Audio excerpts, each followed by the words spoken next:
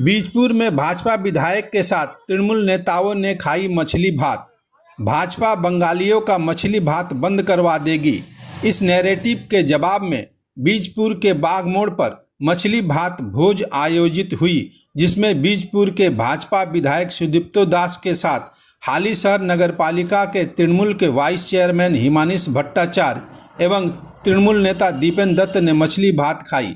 भाजपा नेताओं का कहना है कि उनकी पार्टी का किसी से वैमनस्य नहीं है। মাছ খাওয়া বাঙালির বন্ধ করে দেবে যারা বলেছিল, আমি তাদের উদ্দেশ্যে বলবো, বাঙালির মাছ খাওয়া বন্ধ হয়নি। বাঙালি মাছ খাবে, মাছ মাংস বাঙালির যা ইচ্ছা খাবে। শুধু খাবে তাই না, বিজেপি তৃণমূল হালিশহর পৌরসভার ভাইস চেয়ারম্যান মানে বিজেপি তৃণমূল একসাথে মাছ ভাত খাবে। এটা কোনো রাজনৈতিক প্রোগ্রাম নয়। ওনাকেও আমরা বিজেপিতে জয়েন করাচ্ছি না, বা উনিও আসতে চাননি। উনি তৃণমূলই করেন, মমতা ব্যানার্জি ওনার ভালো লাগে উনি করেন, ওনার ব্যাপার। কিন্তু আমরা এটা দেখাতে চাইছি যে কোথাও আমরা বীজপুরের পরিবেশকে কোথায় রাখতে পেরেছি। আমি অনুরোধ করবো আরেকজন তৃণমূলের নেতা দীপন কাকু, এইটা হচ্ছে বীজপুরের পরিবেশ।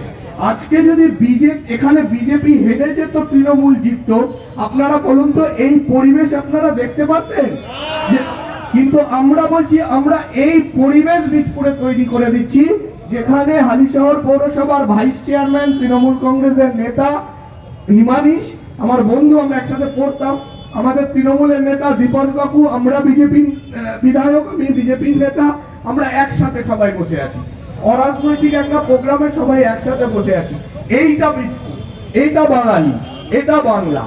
এই বাংলা, এই বাঙালিকে বীজপুরের দুর্যোধন দুঃশাসন নামক দুজন দুঃস্বপ্নের মতন রাত কাটিয়েছে বিগত 5 বছর। যাই হোক, ভুলে যান ওদের, আমরাও ভুলে গেছি যারা নেই।